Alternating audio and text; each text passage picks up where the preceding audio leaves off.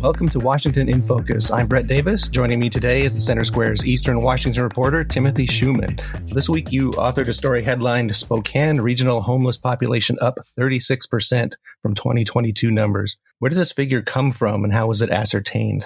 So the figure is ascertained from what they call a point-in-time count. And that point-in-time count is something that the Housing and Urban Development federal department requires for grant funding to deal with homeless problems and ameliorate what's going on with that. But that point in time count happened over 5 days this year. On January 24th, they did a count of everyone living in a shelter. And then between January 25th and January 29th, they did a count of people who were more transient, who didn't have a permanent shelter to live in or, were set up on a tent in the side of the road or in a RV or whatnot. And compared to the numbers from last year's point in time count, the number of people went from 1,757 to 2,390, which is a 36% increase in individuals. Is there a explanation for that increase? Is it an effect of, just the population growing in general, or just more homeless people coming to Spokane, or maybe a combination of the two?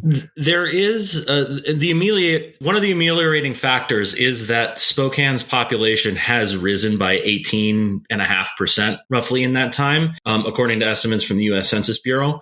People are saying that could potentially be part of the cause. However, the increase in homeless population is nearly double that percentage increase. Does that count include Camp Hope, which has been in the news recently? The count does include Camp Hope. The city recently got a ruling to evict people from that piece of property. The process isn't yet completed, but it went from around 400 to 500 individuals, and now it's down near the single-digit hundreds number. So I would say that's progress at least. So your story also includes numbers on the amount of money that's being spent on dealing with homelessness. Can you tell us a little bit about that? Yeah. So part of the issue is that there's a lot of money flowing into this homeless situation.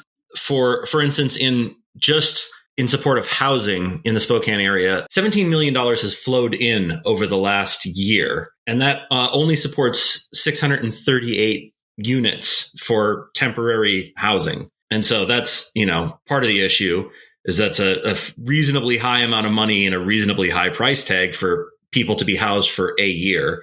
And then that's on top of $40 million in federal funds that were dispersed last year. That's a little disturbing that so much money is flowing in to deal with a problem, and yet the homeless population seems to have increased by a fair amount. Yeah. And I'd also like to point out that this is not just Spokane proper. This is region wide, and they have a regional authority that deals with this. And that regional authority reports to the Housing and Urban Development Board that, these numbers, and then disperses grants to organizations, both governmental and nonprofits, to deal with utilizing that money. So on the one hand, it seems like the Camp Hope population is down, but homelessness is up overall in the wider area. Am I reading that correctly? Yeah. And just from, for instance, Spokane City Council meetings, there seems to be two camps on this. And one of those camps is just, no pun intended. We need more money. We need more money. We need more money to solve this problem. We need more action. And the other camp is, we need to measure the efficacy of the money and the things that we're doing. And that camp is not necessarily saying no more money or cut funding, but what they're saying is there needs to be accountability in how that money is spent. Do you think any one camp is making a better case than the other, or? I think given the numbers, no one's making really good progress on this problem at the moment. Sounds like it's going to be an issue for some time to come, I would imagine. I would agree. Listeners can keep up with this story and more at thecentersquare.com. For Timothy Schumann, I'm Brett Davis. Please subscribe, and thanks so much for listening.